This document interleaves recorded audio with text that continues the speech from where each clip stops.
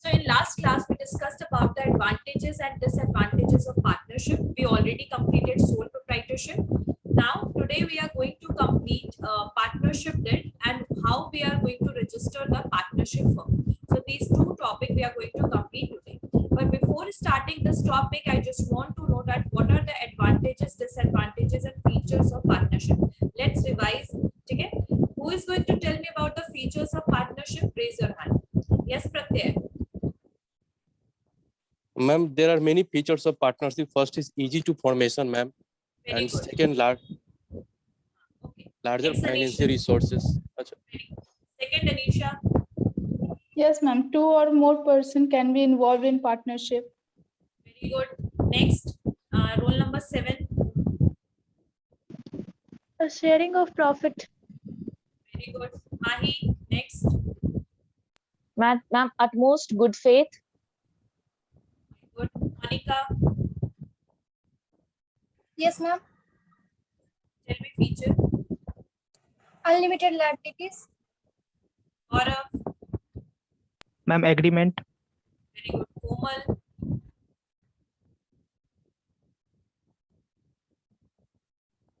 Oh, sorry. Ma'am, no legal entity. Very good. Next, roll number 39. Ma'am, restriction on transfer of interest. Roll number 86. No legal entity. Roll number 75. Lawful business. Next, roll number 29. Ma'am, mutual understanding between the partners. Roll number 77. Lawful businesses. Roll number 4. Roll number 4. So we already completed the features. I guess सबको features याद होंगे. Any features? किसी को कोई doubt है features में? Partnership के features में anyone have any doubt? Okay. What are the various? First of all,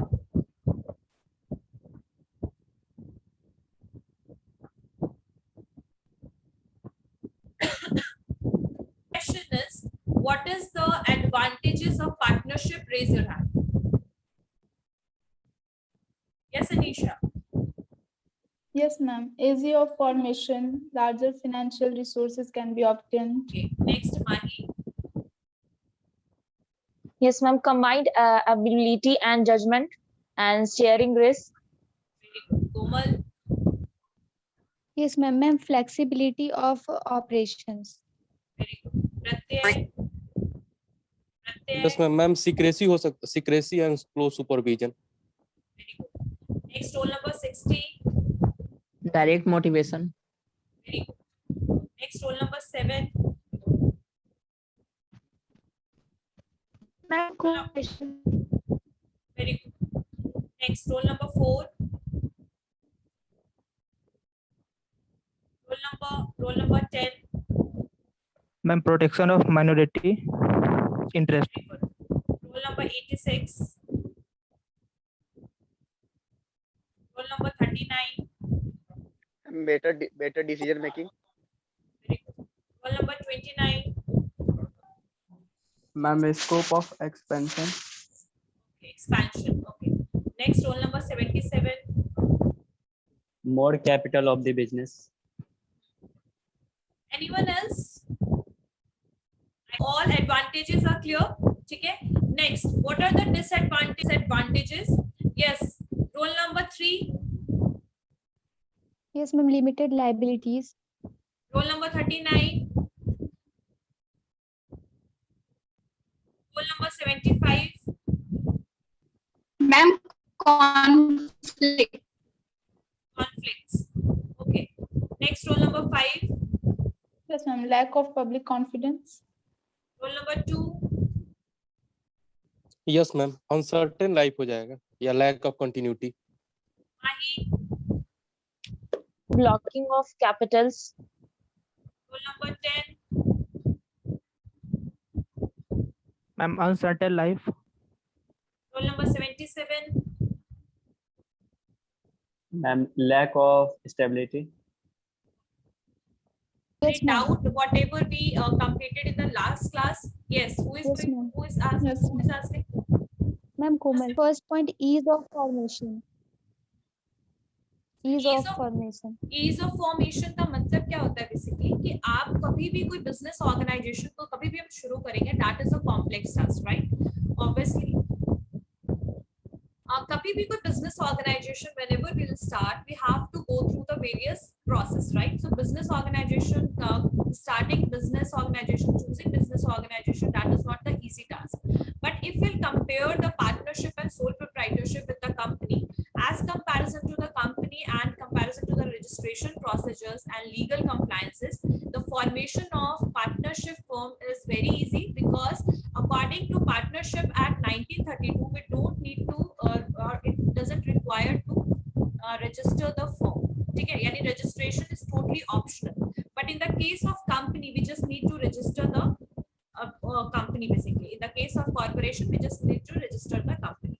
So that's why it is easy to form. ठीक है, what we need to do only, we just need to either we can use the agreement, means या written या oral agreement कीजिए, and you can start your partnership.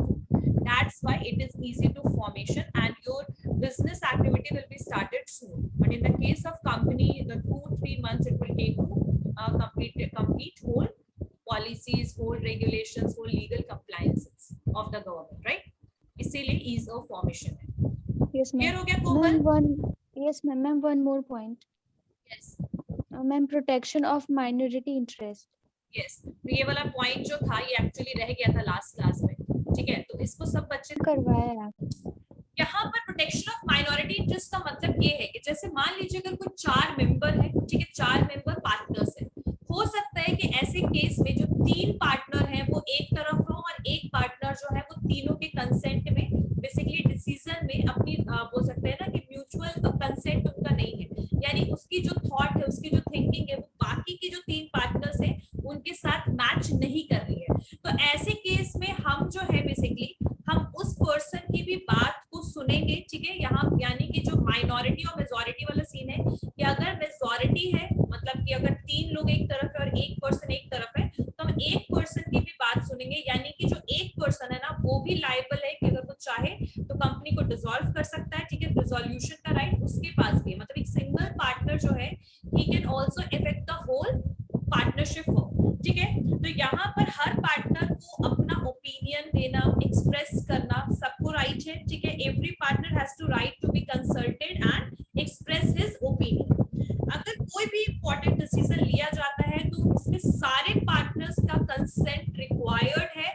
ऐसा नहीं है कि एक पर्सन को हम छोड़ करके दूसरे मतलब बाकी पार्टनर्स की बात सुनेंगे, उस पर्सन की बात नहीं सुनेंगे। यहाँ पर हर पार्टनर का जो बेसिकली एडवाइस है वो इम्पोर्टेंट है, हर एक का कंसल्ट करना इम्पोर्टेंट है। तो इसी की वजह से यहाँ कहा जा रहा है कि अगर यहाँ पर सब पार्टनर्स को हम लेकर के चलेंगे, यहाँ मेजॉरिटी और माइनॉरिटी वाला सीन नहीं होगा। क्लियर हो गया कोमल? ठीक है, next point, next any other doubt Komal? No ma'am. यानी कि ये समझ आ गया ना कि अगर यहाँ पर 2-3 पार्टनर्स हैं, सब पार्टनर्स की बात सुनी जाएगी, सब पार्टनर्स से कंसल्ट किया जाएगा। ऐसा नहीं है कि 2 आप फॉर्म बना लीजिएगा, एक तरफ एक पर्सन, एक तरफ 3 पर्सन, एक तरफ 2 पर्सन, एक तरफ 3 पर्सन, इस तरीके से चीजें नहीं होगी। माइनॉरिटी का मतलब क्या होता है? जिनकी जनसंख्या कम है, यानी जो वैसे पर्सन या तो मतलब वैसे पार्टनर्स जिनके सपोर्ट में कोई नहीं है, एक सिंगल होगा, 2 होंगे, ठीक है? और मेजॉरिटी पार्टनर्स एक तरफ है। तो ऐसे केस में जो माइनॉरिटी है, ऐसा नहीं है कि हम माइनॉरिटी की बात को अवॉइड करते हुए मेजॉरिटी की तरफ ध्यान देते हुए अपने डिसीजंस को लेंगे। We just need to consult with the every partners, ठीक है? Anyone else? Anyone else? कौन है? अनीशा? माही? ओके, अनीशा बताइए क्या है प्रॉब्लम बेटा? यस मैम, यही पॉइंट था मेरा भी, प्रोटेक्शन ऑफ माइनॉरिटी इंटरेस्ट। तो मैम इसमें जो माइनॉरिटी मेंबर्स होते हैं उनके कंसर्न्स को भी ध्यान में रखा जाता है। हाँ बिल्कुल, बट डिसीजंस तो मेजॉरिटी के ही कंसर्न्स पे लिया जाता है। ये सुना सबका जाता है। And in the extreme case जहां पर अगर कन्फ्लिक्ट हो जाए एक्सट्रीम में, तो ऐसे केस में हो सकता है कि आपकी मेजॉरिटी की बात सुनी जाए या मेजॉरिटी जो लोग है वही डिसीजन ले लें। बट ऐसे सुनना सबकी है, बात सबसे कंसल्ट करना है, और जब तक म्यूचुअली सबका कंसेंट मिलता नहीं है तो कोशिश करेंगे कि वो कोई डिसीजन ना नेक्स्ट माही, अनीशा क्लियर हुआ बेटा? क्लियर हुआ? कोमल Yes, क्लियर yes, हुआ ma'am. बिल्कुल properly? Yes, Yes, next ma'am. माही। ठीक है Yes, माही। ma'am. मैम एक मेरा भी वही पॉइंट था और दूसरा ma'am blocking of Capitals. Blocking of Capitals का मतलब देखो क्या है, जैसे मान लीजिए मैंने एग्जांपल दिया था कि 4 बच्चों ने मिलकर के, मान लीजिए कोई पार्टनरशिप फॉर्म स्टार्ट किया, आप 4 बच्चे थे, 4 partner, Mahi, Anisha, Pratyaya and गौरव, 4 बच्चे हैं, ठीक है। अब आप लोग के कैपिटल सब लेकर आया 20 लाख, तो आप लोग चारों लेकर आए 80 लाख रुपीस हो गया फॉर्म में, है ना। अब यहाँ पर सिचुएशन क्या हुआ कि मान लीजिए कि माही कह रही है कि मुझे ना 5 लाख रुपए विड्रॉ करने हैं, ठीक है, 5 लाख 10 लाख रुपए विड्रॉ करने हैं। She will be allowed if that is mentioned in the partnership deed. अब जब हम पार्टनरशिप डेट पढ़ेंगे तो वहां पर एक टर्म आता है कि आपका विड्रॉ करने का अमाउंट का लिमिट फिक्स होता है, तो माही को अलाउ हो जाएगा सारे पार्टनर्स के कंसेंट के बाद कि माही 5 लाख रुपए विड्रॉ करना चाहती है, ठीक है, विड्रॉ कर लिया उसने। बट अब she want to basically withdraw whole capital, यानी कि जितना 20 लाख रुपए इसने इन्वेस्ट किया था ये पूरा कैपिटल निकालना चाहती है, ठीक है। तो ऐसे केस में आपका कैपिटल तब तक जब तक तीनों पार्टनर्स जैसे अनीशा, प्रत्यय और गौरव जब तक अलाउ नहीं करेगा आप अपने कैपिटल को विड्रॉ नहीं कर सकते। तो इन शॉर्ट कहने का मतलब ये है कि मे बी आप इंडिविजुअल बेसिस पे कैपिटल लेकर आए हो, लेकिन जब आपने फॉर्म में एक बार लगा दिया तो that is the whole capital, and whole capital पे सबका राइट है, तो you can not withdraw that 20 lakh rupees without consent of Gaurav, Anisha and Pratyay. So इसी को कहेंगे कि कैपिटल आपका एक बार ब्लॉक हो गया, यानी पैसा अगर लग गया तो उसको निकालना बहुत ही ज्यादा मुश्किल है पार्टनरशिप फॉर्म में, ठीक है। क्लियर हो गया माही? That's why it is known as blocking of capital. But in sole proprietorship, if you want to dissolve your business, if you want to withdraw whole capital, you want to close your business, you can take the decision solely. But in the case of this partnership form, you have to take consent of other partners as well. Clear हो गया? Yes, ma'am. Ma'am, one more point. Yes, Mahi. Risk of implied authority. Risk of implied authority का मतलब ये है कि authority सबके हाथ में, हर एक पार्टनर्स के हाथ में क्या है, ऑथोरिटी, मतलब हर एक ऑथोरिटेटिव पावर में है, क्योंकि पार्टनर्स है, इक्वल राइट है, सब ओनर है, सब मैनेजर है, सब एजेंट है, सब के पास बराबर डेजिग्नेशन और राइट्स है, ठीक है। ऐसे केस में अगर कोई भी पार्टनर डिसऑनेस्ट होता है, कोई भी पार्टनर रॉन्ग डिसीजन लेता है, तो that is going to affect the other partners and firms as well, right? In the case of the dishonesty of one partner leads to basically क्या करेगा, रिस्क क्रिएट कर देगा फर्म के लिए और अदर पार्टनर्स के लिए, ठीक है। तो ये एक एम्प्लॉयड ऑथोरिटी को आपने क्या किया, बेसिकली आप एक उसको डिसऑनेस्टी के साथ खत्म कर रहे हो एक तरीके से, ठीक है, मतलब ऑथोरिटी का फायदा उठाते हुए you are basically doing this dishonest thing. Clear हो गया माही? समझ में आया? रिस्क ऑफ इम्प्लाइड ऑथोरिटी का कि सबके पास ऑथोरिटी है, तो उस ऑथोरिटी का पावर कोई भी कभी भी पार्टनर ले सकता है, डिसऑनेस्टी कर सकता है, और इसका भुगतान कंपनसेशन पूरी फर्म को और पार्टनर्स को पे करना पड़ सकता है, ठीक है। नेक्स्ट पॉइंट, एनीथिंग एल्स माही? क्लियर हो गया बेटा? Yes, ma'am. ओके, यस प्रत्यय। मैम एक छोटा सा क्वेश्चन है, जैसे मैम अनसर्टेन लाइफ है उसको हम लैक ऑफ कंटिन्यूटी ही बोलते हैं, जो disadvantage of limitation of partnership में है, तो मैम इसको नो परपेचुअल सक्सेशन भी बोल सकते हैं, बिल्कुल, क्योंकि नो परपेचुअल सक्सेशन भी कह सकते हैं, बिल्कुल कह सकते हैं। लाइफ या कंटिन्यूटी का प्रॉब्लम सेम सोल प्रोप्राइटर्स की तरह ही यहाँ पर भी है, क्योंकि यहाँ पर भी जो legal entity, separate legal entity वाली बात है, पार्टनर्स जो है they are basically associated with their firm. So in that case, if there is any kind of incident like insolvency, dissolution and death or retirement of the partners, it is going to basically close the whole partnership firm. यानी किसी एक partner के भी इस तरीके के incident से आपके पार्टनरशिप फर्म पे एक वर्स इफेक्ट पड़ सकता है और आपका जो बिजनेस है वो डिसकंटिन्यू हो सकता है। It can be, it will be वाला केस नहीं है, यानी हो ही जाएगा, it is not certain, but हो सकता है, बट कंपनी में ऐसा कोई सिचुएशन नहीं है। क्लियर हो गया प्रत्यय? यस मैम, एक और क्वेश्चन है मैम, जो आप इसके बाद बताई थी ma'am, difference between sole proprietor and partnership, इसमें 5-6 पॉइंट आप बताई थी मैम, जिसमें से 4 पॉइंट मैम आसान था जो हम लिख लिए थे, क्योंकि बहुत बड़ी फास्टली हुआ था मैम। जैसा पहला एग्रीमेंट और पार्टनरशिप में होगा नो एग्रीमेंट, हम एक पर्सन होते हैं पार्टनरशिप में, पर्सन होते हैं, और सोल प्रोप्राइटर में ये जो है ये फॉलो करता है लॉ ऑफ मतलब एक्ट 38 क्या है एक्ट 1932 को, और पार्टनरशिप जो है वो किसी लॉ को फॉलो नहीं करता है। एक मिनट, ये पार्टनरशिप है बेटा, 1932 जो है इंडियन पार्टनरशिप एक्ट अच्छा हाँ, उल्टा लिखे it is the part of the partnership, right. तो उसके हिसाब से पार्टनरशिप फॉर्म को किस तरीके से रेगुलेट करना है, वो एक तरीके का एक्ट जो है वो गवर्नमेंट के द्वारा बनाया गया है, बट कोई registration procedure as such compulsory नहीं है पार्टनरशिप फॉर्म में। Okay, any other doubt? हाँ बोलो प्रत्यय। यस मैम, चौथा पॉइंट था कि मैम सारा बर्डन जो होता है 1% पे होता है सोल प्रोप्राइटर और पार्टनरशिप में, ये मतलब ज्वाइंटली होता है। इसके बाद मैम एक दो पॉइंट आप बताई थी जो हम लिख नहीं पाए थे ma'am. Ma'am close supervision ma'am. Ma'am यहाँ पे मैंने पढ़ा था ma'am, all partner have personal interest, different partner have different attribute. Ma'am means समझ नहीं आता। इसका मतलब ये है कि जैसे कि आपके फॉर्म में 3-4 पार्टनर्स हैं, जैसे आप लोग 4 बच्चे जिनका एग्जांपल लिया मैंने, आप लोग चारों हो, अब सारे ओनर्स भी हो, आप अपने अंडर में एम्प्लॉइज भी रखोगे।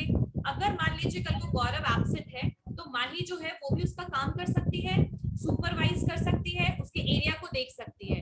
यानी कि every partners have right, they have their personal interest in the case अगर मान लीजिए कि किसी भी तरीके की मिस्टेक्स होती है, किसी भी तरीके की वर्क नेग्लिजेंस होता है, कोई भी ऐसा वर्स कंडीशन आता है आपके फॉर्म में, कोई भी ऐसा सिचुएशन बनता है, तो ऐसे केस में आप चारों रिस्क में आ जाओगे। बल्कि मे भी हो सकता है कि गौरव ने सुपरवाइज नहीं किया हो, मे भी हो सकता है प्रत्यय ने नहीं किया हो, but the problem will be created for everyone and सबका इंटरेस्ट उस पार्टनरशिप फॉर्म में है। ऐसा नहीं है कि अगर कल को गौरव से मिस्टेक हो रहा है या गौरव के अंडर में जो एम्प्लॉइज है वो मिस्टेक कर रहे हैं तो इसमें आपका लॉस नहीं है, you will be the part of that loss, right. तो सबका पर्सनल इंटरेस्ट और रिस्क जो है वो पूरे फॉर्म में एसोसिएटेड है। तो इसीलिए हम हमेशा सुपरविजन जो है उस पे और मिस्टेक्स को अवॉइड करने की कोशिश करेंगे। अपने एम्प्लॉइज को हम क्या करेंगे, उनको गाइड करने की कोशिश करेंगे ताकि कम से कम मिस्टेक्स जो हैं वो आपके फॉर्म में हो, ठीक है।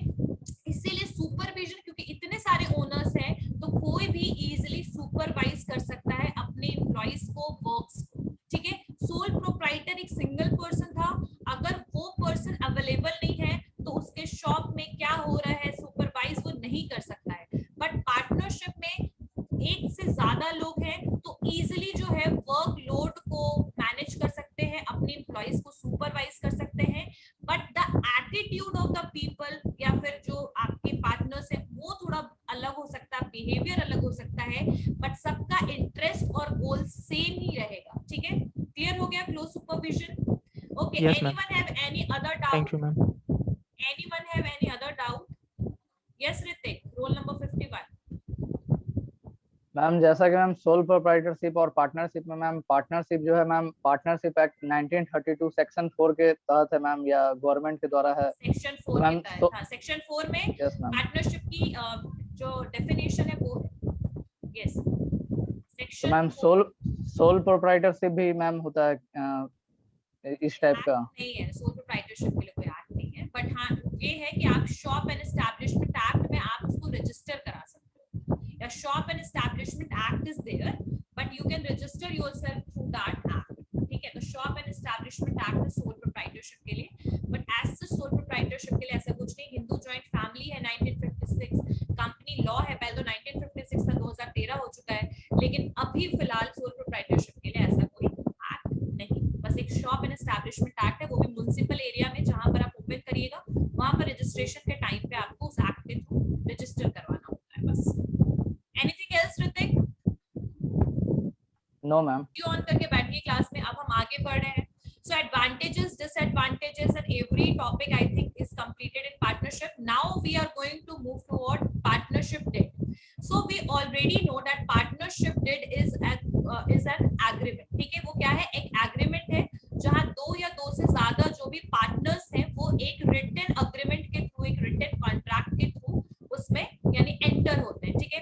अब पार्टनरशिप जो डिड है वो एक रिटन फॉर्म है तो उसके बहुत सारे बेनिफिट्स हैं, बट उस पार्टनरशिप डिड में क्या क्या पॉइंट्स होते हैं, क्या क्या इंफॉर्मेशन होता है about the partnership firm. So we are going to do that. So what is the meaning of partnership deed, उसके बारे में लिख लीजिए सारे बच्चे, पार्टनरशिप डिड के बारे में लिखिए। सो what is the meaning of partnership did लिखिए। a partnership, ठीक है, partnership deed is a partnership agreement. Partnership deed is a partnership agreement between the partners of the firm. Between the partners of the firm, partnership deed is a partnership agreement between the partners of the firm. Between the partners of the firm. Between the partners of the firm. Partnership deed is a partnership agreement between the partners of the firm, which outlines terms and condition. Which outlines terms and condition. Partnership deed is a partnership agreement between the partners of the firm. Between the partners of the firm, which outlines the terms and condition. The terms and condition of the partnership between the partners. Between the partners. The purpose of a partnership deed. The purpose of the partnership deed is to provide clear understanding. Is to provide clear understanding of the roles of the partner. Of the roles of the partner, which ensure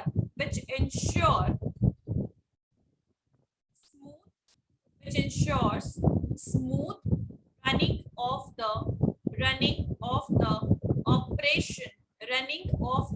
operations of the firm. Partnership deed is a partnership agreement between the partners of the firm, which outlines the terms and conditions. Which outlines the terms and conditions of the partnership. Of the partnership between the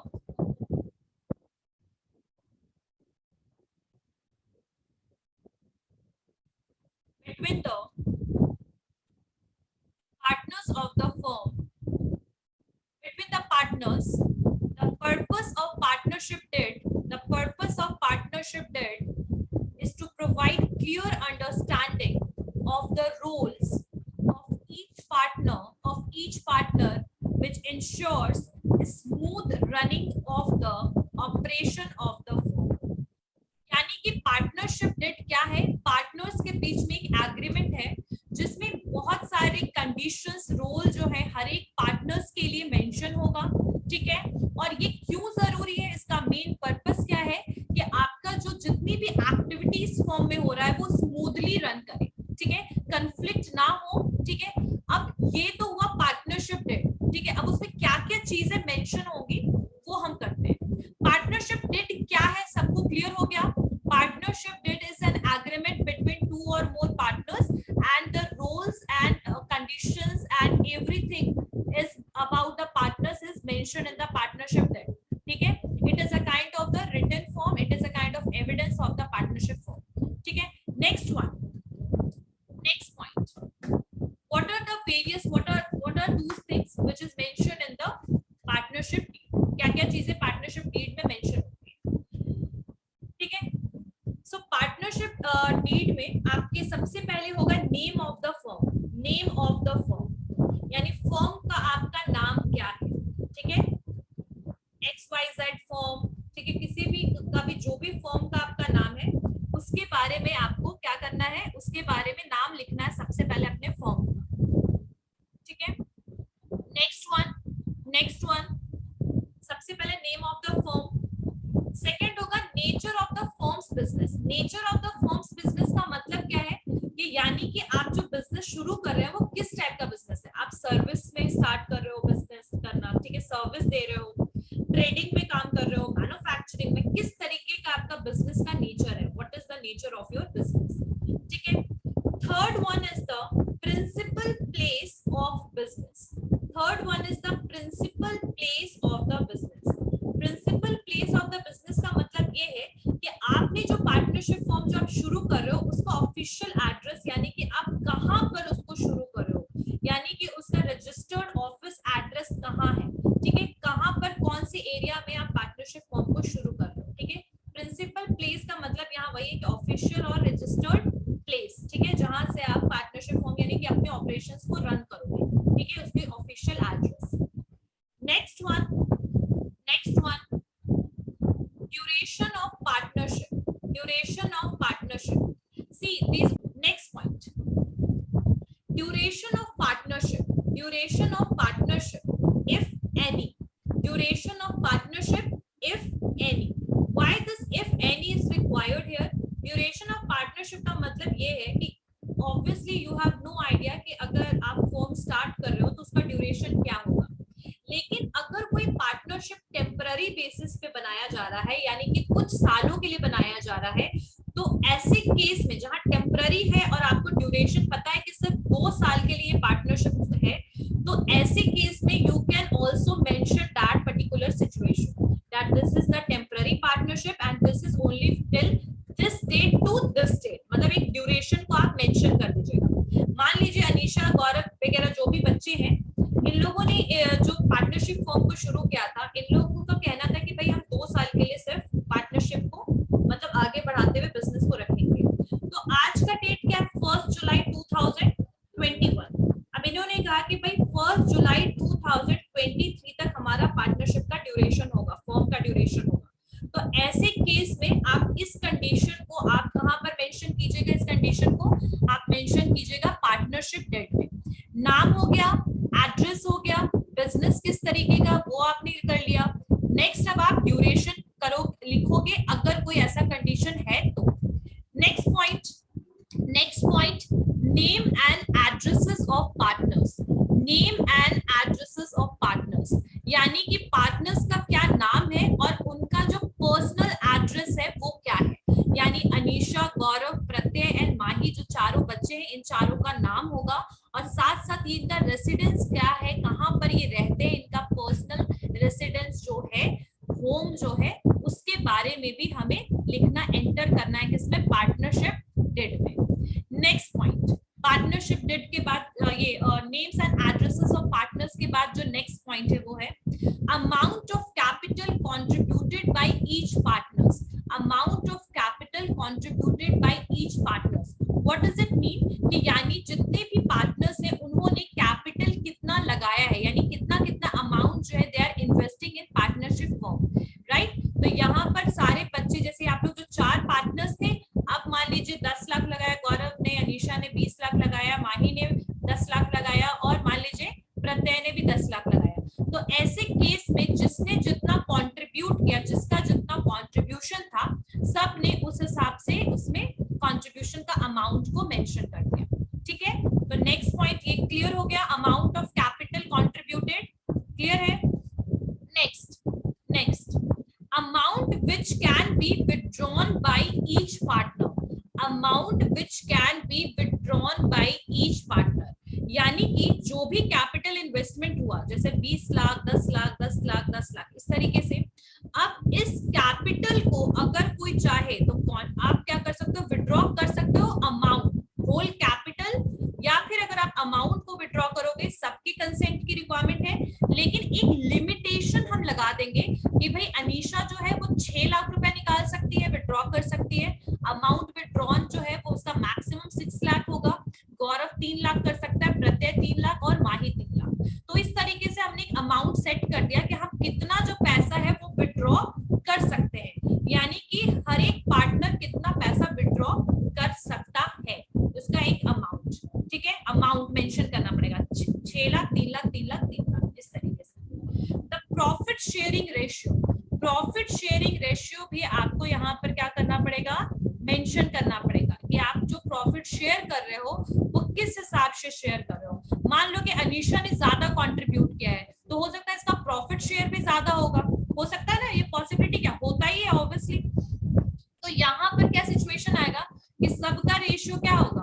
2:2:2 और अनीशा का क्या होगा? 4। समझ में आई बात? मतलब समझ में आया कि मतलब जस्ट डबल होगा मान लीजिए अनीशा का, तो यहाँ पर 2:2:2:4, बस 3 बार 2 और 4। क्यों? क्योंकि ये रेशियो जो है अकॉर्डिंग टू कैपिटल कंट्रीब्यूशन के हिसाब से कई बार होता है। तो आपका जो प्रॉफिट शेयरिंग रेशियो है वो क्या है, कितना है, आप कितना शेयर कर रहे हो, वो एक रेशियो को भी मेंशन करना पड़ेगा। अब रेशियो क्या हो सकता सकता है, ये हो सकता है रेशियो।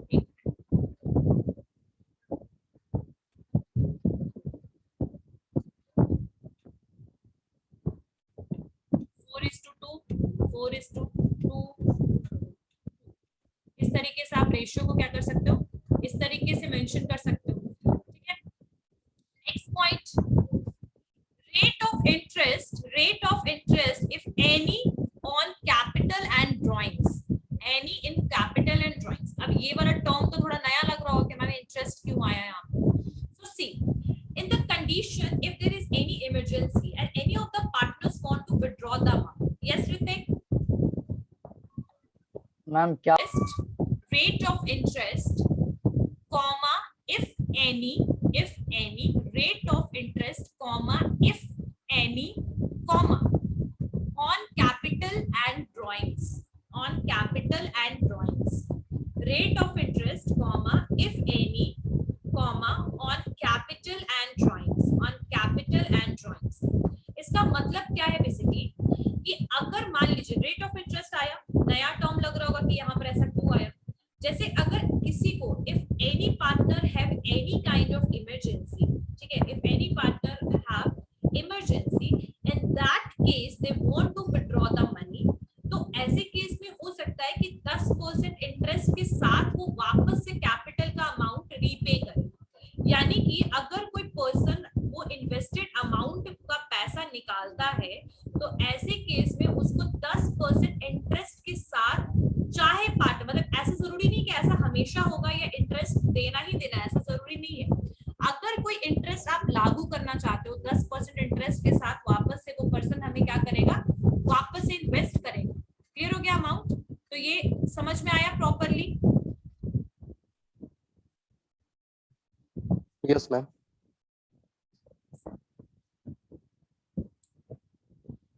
ठीक है, सो सबको क्लियर हो गया everyone? Yes ma'am. Yes, ma'am.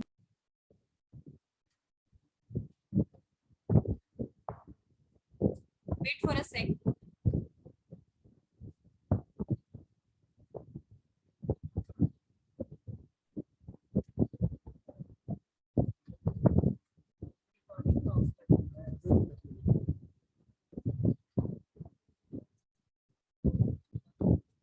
Okay, so now in the case of emergency वाली बात चल रही थी हमारी, तो विड्रॉ करना चाहेगा तो ऐसे केस में हम क्या कर सकते हैं, ऐसे केस में अगर आप चाहें, it's totally depend upon you, if you want, आप मतलब आप पार्टनर्स मिलके डिसाइड करोगे कि अगर कोई भी पार्टनर फ्यूचर में 5 लाख 6 लाख जो भी इसका लिमिटेड अमाउंट है अगर वो विड्रॉ करेगा तो 10% इंटरेस्ट के साथ वो वापस से कैपिटल लेकर के आएगा। यानी कि मान लीजिए कि विड्रॉइंग अमाउंट था 6 लाख रुपया निशा का, अब इसने कभी विड्रॉ किया amount 6 lakh rupees, then now she have to pay 6,60,000 rupees with 10% interest अगर वो पैसे को वापस कर रही है, विड्रॉल जो अमाउंट है उसको वापस कर रही है। और हो सकता है निशा पूरा का पूरा ही पैसा विड्रॉ कर लेगी अगर सबके कंसेंट से, तो अगर वापस से she is entering in the form, तो in that case she need to bring the 20 lakh plus 2 lakh more for the interest 10%, like 22 lakh she need to pay, but it is totally optional, it doesn't matter, ये बिल्कुल matter नहीं करेगा आपका कि ये आपको interest mention करना ही है, बट अगर रिक्वायरमेंट पड़ेगा तो you can also take the interest for the withdrawal amount, it totally depend upon the consent of the partners। next point, amount of salary or commission, amount of salary or commission, comma if any, amount of salary or commission, comma if any, comma payable to partners, amount of salary or commission, comma if any, payable to partners, see यहाँ पर partners की salary fix की गई है, monthly कुछ amount पे की करना है, हर एक पार्टनर लेंगे मतलब उस पर्टिकुलर फॉर्म से। अगर इस तरीके का कोई कंडीशन है तो आप कितना amount monthly as a salary लेते हैं उसके बारे में भी आप लिख सकते हैं। और एक और भी कंडीशन हो सकता है, commission is totally based on the profit. मान लीजिए कि जो 4 गौरव, माही, प्रत्यय एंड अनीशा, इन चारों बच्चों का क्या है, पार्टनरशिप चल रहा है, ठीक है। ऐसे केस में इन दिस सिचुएशन हो सकता है कि ये कंडीशन आप सारे पार्टनर्स ने मिलके लगाया हो कि अगर मान लीजिए कि कोई भी पार्टनर जो है कोई नया प्रोजेक्ट लेकर आता है फर्म में और उसकी वजह से हमें बहुत ज्यादा प्रॉफिट हो रहा है, तो ऐसे केस में हम क्या कर सकते हैं, उसको 10% एक्स्ट्रा कमीशन या अमाउंट हम पे करेंगे या 10% कमीशन देंगे उनको। तो अगर इस तरीके का कोई सिचुएशन है, इफ एनी का मतलब है कि it might be possible and मतलब ये पूरी पॉसिबल, मतलब ऐसा नहीं कि 100% श्योर ऐसा होगा, बट अगर ऐसा होता है, ऐसा आप फिक्स करते हो, तो आप कितना सैलरी और कमीशन का क्या आपका इंटरेस्ट होगा वो भी आप मेंशन करोगे पार्टनरशिप डीड में। तो यहाँ पर हम लोगों ने कितने पॉइंट्स पढ़े, कौन फर्म का नाम क्या होगा, ठीक है। सेकंड, फर्म का नेम के बाद जो सेकंड पॉइंट होगा वो क्या होगा, कि आपका नाम, एड्रेसेस क्या है, नेचर ऑफ फर्म, बिजनेस का नेचर क्या है, ठीक है, फर्म किस तरीके का firm, service sector, good sector, manufacturing, trading, exporting, what kind of firm you started, आपका प्लेस कहाँ है, ऑफिशियल रजिस्टर्ड एड्रेस का प्रूफ चाहिए, उसके साथ आप हर एक पार्टनर कितना अमाउंट लेकर आया है, कैपिटल में कितना कंट्रीब्यूशन हुआ है उनका, उसको भी बेसिकली हम क्या करेंगे, मेंशन करेंगे। उसके अलावा जो नेक्स्ट है कि हमारा प्रॉफिट शेयरिंग रेशियो क्या होना चाहिए, ठीक है, उसको भी मेंशन करेंगे। अगर कोई इंटरेस्ट लगता है कैपिटल को विड्रॉ करने में या फिर एक नॉर्मल अमाउंट को विड्रॉ करने में, तो उसमें इंटरेस्ट कितना पे करना पड़ेगा पार्टनर्स को, वो भी मेंशन करेंगे। अगर कोई सैलरी और कमीशन है पार्टनर्स के लिए, तो उसमें उसको भी हम अगर है तो मेंशन करेंगे, ठीक है। नेक्स्ट पॉइंट है allocation of work. Yes Pratyaya, we can also do one thing that we, if she will withdraw whole amount, तो in that case उस पूरे अमाउंट पे 10% इंटरेस्ट देना है, यानी विड्रॉ करने पे एंड कैपिटल विड्रॉ करने पे, नॉर्मल अमाउंट विड्रॉ करने पे एंड कैपिटल विड्रॉ करने पे अगर जरूरत पड़े तो you can also take the interest, मतलब this interest rate will be decided by the consent of every partner. Clear हो गया। Next point, allocation of work, allocation of work among partners. Allocation का मतलब क्या होता है कि बेसिकली आप कौन कौन से एरिया को देखोगे। मान लीजिए कि यहाँ 4 जो पार्टनर्स थे, हमारे क्लास के जो 4 बच्चे पार्टनर्स थे, अब इन चारों बच्चों ने के अलग अलग क्वालिफिकेशन हो सकता है, अलग अलग एक्सपीरियंस हो सकता है, अलग अलग स्किल हो सकता है, ठीक है, इन 4 पार्टनर्स के डिफर कर सकते हैं। हो सकता है कि गौरव जो है वो फाइनेंस में बेटर हो, माही जो है she is better in marketing and other student is better in production department, production quality analysis में कोई बेटर हो और कोई R&D में बेटर हो। तो ऐसे केस में हम क्या कर सकते हैं कि वर्क को एलोकेट कर सकते हैं according to experience and qualification. तो किसको किसको हमने कौन सा वर्क डिपार्टमेंट दिया और कौन से वर्क को देखेगा, कौन इंटरनल ऑफिस वर्क देखेगा, कौन आफ्टर मतलब एक्सटर्नल ऑफिस वर्क या बाहर मार्केट का वर्क देखेगा। तो जो भी हमने वर्क को एलोकेट किया पार्टनर्स के बीच में, यानी डिवाइड किया है, that will be mention in the partnership, ठीक है, यानी एलोकेशन ऑफ वर्क को हमने जैसे डिवाइड किया। Next point, mode of valuation of goodwill, mode of valuation of goodwill, mode of valuation of goodwill, mode of valuation of goodwill. Mode of valuation of goodwill का क्या मतलब है कि यहाँ पर आपका गुडविल क्या होता है, basically that is a intangible asset, लेकिन that is a valuable thing because that is related with the sales, ठीक है, that is related with the sales, that is related with the profit। अगर आपकी company की goodwill high रहेगी तो ऐसे case में आपके प्रोडक्ट, आपका ग्रोथ भी होगा, आपका ये प्रॉफिट भी इंक्रीज करेगा, ठीक है। तो goodwill is something which is always associated, that is known as reputation. आपका ब्रांड का क्या रेप्यूटेशन, आपके फर्म का क्या रेप्यूटेशन, एंड इट्स टोटली, इसमें ना 5 तरीके से वैल्यूएशन होता है गुडविल का, ठीक है, general valuation, capital based valuation. So there are so many kind of valuation methods, यानी न्यूमेरिकल वे से हम वैल्यूएट करते हैं किसको, आपके गुडविल को।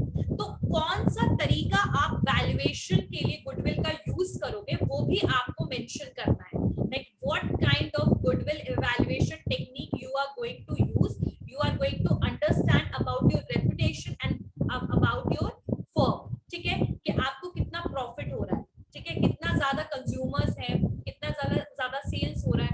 तो ये सारी चीजें जो है आपके वैल्यूएशन ऑफ कैपिटल के एलिमेंट्स हैं, और जो यहाँ पर वैल्यूएशन होता है उसके 5-6 मेथड्स हैं। खैर हमें इतना डीप में नहीं पढ़ना है, इसलिए वैल्यूएशन के मैं मेथड्स नहीं बता रही हूँ, बट गुडविल को किस तरीके से हमें कैलकुलेट करना है उसके बारे में भी आपको मेंशन करना पड़ेगा पार्टनरशिप डीड में। Next point, procedure of admission and retirement of partners. Procedure of admission and retirement of partners. Procedure of admission का मतलब क्या है कि जैसे अगर मान लीजिए कि 4 पार्टनर्स तो चल रहे थे नॉर्मल, उसके बाद किसी एक पार्टनर को आपको एडमिट करना है, यानी कि आप एक पार्टनर को इंक्रीज करना चाहते हो, बट लिमिट याद है ना सबको, लिमिट याद है 20 in the case of normal business activities, 10 in the case of banking, right? So यहाँ पर अगर आप कभी भी पार्टनर्स को एक्सीड करना चाहते हो या कोई और पर्सन है जो आपकी पार्टनरशिप फर्म में कंट्रीब्यूशन देना चाहता है, कैपिटल के साथ एंटर करना चाहता है, तो उसका क्या प्रोसीजर होगा, यानी आप कैसे किसी पार्टनर को एंट्री दोगे, एडमिट करोगे। और अगर कोई पार्टनर आपके बिजनेस फर्म को छोड़ के जाना चाहता है, रिटायर होना चाहता है फर्म से, तो ऐसे केस में कौन कौन से प्रोसीजर्स और एक्टिविटीज होंगे, ये पूरा आपको पार्टनरशिप डीड में मेंशन करना है।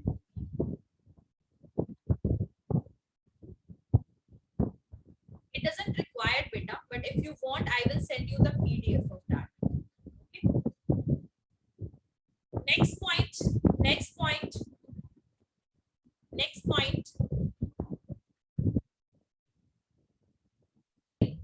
Okay.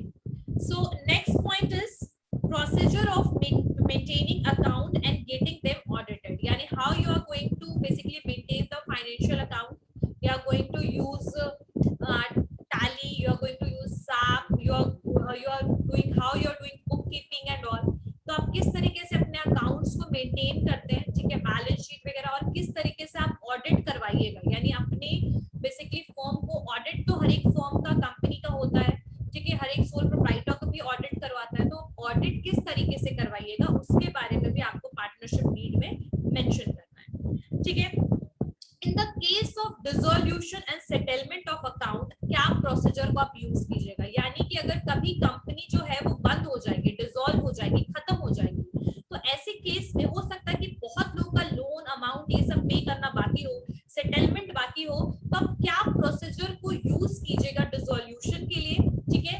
साथ साथ में क्या आप डिसोल्यूशन के लिए किसी थर्ड पार्टी को इन्वॉल्व कीजिएगा जो आपके डिसोल्यूशन में हेल्प करे, या आप किस तरीके से उनके अमाउंट को सेटल कीजिएगा, पूरे की पूरे फर्म की एसेट्स को सेल करके सेटल कीजिएगा, अपने पर्सनल बिलोंगिंग, अगर आप अनलिमिटेड है तो ऑब्वियसली आपका पर्सनल बिलोंगिंग भी साथ में जाएगा, दैट इज ऑलरेडी इम्प्लाइड। तो आपको ये भी मेंशन करना पड़ेगा कि आप प्रोसीजर कैसे फॉलो करोगे अगर कोई डिसोल्यूशन होता है और आपको सेटल करना है सबके account, so what kind of procedure you are going to follow, ठीक है। नेक्स्ट में एक आर्बिट्रेशन क्लॉज है। आर्बिट्रेशन क्लॉज का मतलब क्या होता है, that is because for the even the dispute, और it might be possible if disputes will be arises between the partners, how you are going to solve it, that what kind of procedure you are going to take for solving this conflicts and dispute. So there is one arbitration clause as well that will be mentioned in the partnership. Clear ho gaya arbitration clause? Arbitration clause, it means that specifically you just need to mention that how you are going to solve the disputes and conflict which may be arise between the partners. Clear ho gaya point? Clear ho gaya? Arbitration clause will be mentioned in the partnership deed, and that clause is specifically for if any kind of disputes or conflicts arises between the partners, how you are going to solve it. You are going to take the help of court, you are going to take the help of third party, so you just need to mention in that, okay, how you are going to solve the conflict, what kind of procedures the partnership firm or we can say partners are going to take. Next, ठीक है, loan and advances by partners, वो तो same चीज हो गया, ये rate of interest payable on them, तो that is not required. तो ये 15-16 जो भी मैंने पार्टनरशिप डीड में आपके पॉइंट्स करवाए हैं, सबको क्लियर हो गया, पॉइंट सबको क्लियर हो गया, पार्टनरशिप डीड में कौन कौन से बेसिकली रिक्वायर्ड है, क्या क्या कंटेंट होने चाहिए पार्टनरशिप डीड में, क्लियर हो गया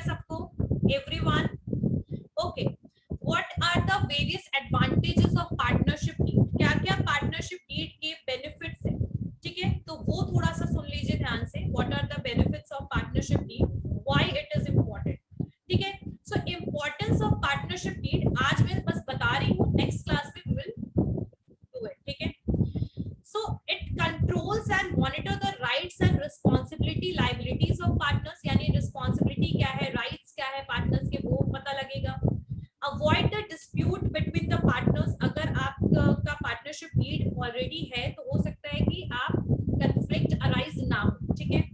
अवॉइड करेगा डिस्प्यूट, कल को अगर कोई भी प्रॉब्लम होगा तो partnership deed will be helpful for solving the problem. Next, avoid the confusion on profit, यानी कि आपको प्रॉफिट में कितना शेयर करना है, प्रॉफिट अमंग द पार्टनर्स, इसमें कोई कंफ्यूजन नहीं होगा, बिकॉज वो हर चीज मेंशन होगा कहाँ, पार्टनरशिप डीड। क्लियर हो गया।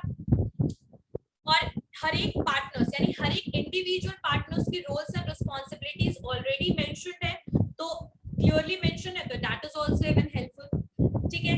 नेक्स्ट है आपका कि पार्टनरशिप ये भी डिफाइन करता है कि अगर कोई रेम्यूनरेशन इज समथिंग, किसी काम के लिए जब हम कुछ रिटर्न में लेते हैं, that is known as remuneration, तो हम उसको सैलरी भी कह सकते हैं। तो पार्टनरशिप डीड जो है वो ये भी डिफाइन करेगा कि रेम्यूनरेशन और सैलरी जो है वो पार्टनर्स का, वर्किंग पार्टनर्स का अगर है तो कितना है, ठीक है। सो ये सब चीज भी बेसिकली हेल्पफुल रहेगा, आपकी कंफ्यूजन को बेसिकली दूर करेगा, डिस्प्यूट्स को राइज होने से रोकेगा, हर एक रिस्पांसिबिलिटीज और एरिया ऑफ वर्क मेंशन है तो कोई कंफ्यूजन क्रिएट नहीं होगा। तो ये कुछ इंपॉर्टेंस थे पार्टनरशिप डीड के, एंड आई थिंक कि आप लोग इसको कॉमन सेंस के साथ भी लिख सकते हो, क्योंकि कंटेंट जब पता है ना, right about the importance of the partnership deed, ठीक है। अब पार्टनरशिप डीड जो है वो लगभग खत्म हो गया है। नेक्स्ट क्लास में will start doing the work from the what is the importance of partnership deed से हम इसको शुरू करेंगे, एंड नेक्स्ट क्लास में विल कंप्लीट होल पार्टनरशिप और क्या रजिस्ट्रेशन प्रोसीजर है पार्टनरशिप का according to 1932 partnership act 1932, we also going to study about that, right. Okay, next class में एमसीक्यूज भी होंगे, so be ready for that. चलिए, anyone have any doubt in any of the topic whatever we discussed today? किसी को कोई doubt है? No ma'am. Okay, yes, batch 1 roll number 39 Abhinav. Yes ma'am. Ma'am एक point number 7 आप बताइए, amount which can be withdrawn by each partner, तो उसमें एक किसी पार्टनर को विथड्रॉ करना है तो दूसरे का सहमति होना जरूरी है ना? बिल्कुल, it will be अगर required। In the case of वो सहमति नहीं दिया तो आप नहीं निकाल सकते, you cannot withdraw the amount without the consent of the other partners, ठीक है। और it might be possible that disputes or conflict will be arises in this case, but you cannot take any decision without the consent of the partners, other partners। yes Alok, roll number 67 clear हो गया? 39 ma'am audit, yes ma'am. Ma'am audit का मतलब, audit का मतलब बेटा क्या होता है, जैसे कोई भी कंपनी और बिजनेस जो होता है उसमें एक इंस्पेक्शन होता है, जैसे आप लोग की ऑफिस, आप लोग का कॉलेज है, यहाँ भी इंस्पेक्शन होता है, स्कूल्स में भी इंस्पेक्शन होता है कि वहाँ के वर्क्स, वहाँ के काम, वहाँ का क्या चल रहा है, क्या सिचुएशन है, ठीक है। तो ऑडिट का मतलब ये होता है कि आपका जो पार्टनरशिप फर्म है उसका फाइनेंशियल सिचुएशन क्या है, आप कोई इलीगल बिजनेस तो नहीं कर रहे हो, आप ऐसा तो नहीं हो कि आप टैक्स बचा रहे हो, आप गवर्नमेंट को टैक्स पे नहीं कर रहे हो, कुछ भी ऐसा कोई भी इलीगल अगर कंसिक्वेंसेस या कोई भी सीन अगर आपको दिखेगा तो वो ऑडिट में आराम से आप इजीली उसको कवर कर सकते हो, ठीक है। तो audit is a kind of inspection which is done by the audit controller of India, it's a controller, COMP, ठीक है। तो उसके तहत आपको हर एक फर्म को, आपको हर एक कंपनी को ऑडिट करवाना जरूरी है, ठीक है। और ये कौन करता है? Chartered accountant, ICAI, institute of chartered accountant of India, जिसके थ्रू जो CA बच्चे होते हैं, जो रजिस्टर्ड होते हैं ऑडिटर्स, वही क्या करते हैं, ऑडिट करते हैं। Yes, roll number 5 Anisha. Yes ma'am, अगर कोई भी पार्टनर बीच में पार्टनरशिप से हटना चाहे तो क्या वो हट सकता है? हट सकता है। उसके लिए पार्टनर्स का कंसर्न होना इम्पोर्टेंट है। पार्टनर्स के कंसेंट होना जरूरी होता है, वो चाहे तो हट सकता है with the full terms and condition, सब कुछ को फॉलो करते हुए अगर वो चाहे तो पार्टनरशिप तोड़ सकता है, ठीक है। बट बहुत सारे केस में क्या होता है कि अगर एक पार्टनर चला जाता है और ठीक है, तो ऐसे केस में कई बार डिसॉल्व भी हो जाता है पार्टनरशिप, बट अगर जो चाहे तो फिर वो जा सकता है partnership, but other partner retirement ले सकता है, हाँ रिटायरमेंट ले सकता है सोलली और कंसेंट के साथ, ही कैन रिटायर, ठीक है। ओके, ठीक है, तो चलिए मिलते हैं हम लोग next class. Thank you ma'am, have a great day. Thank you ma'am. Okay, thank you ma'am. Thank you ma'am.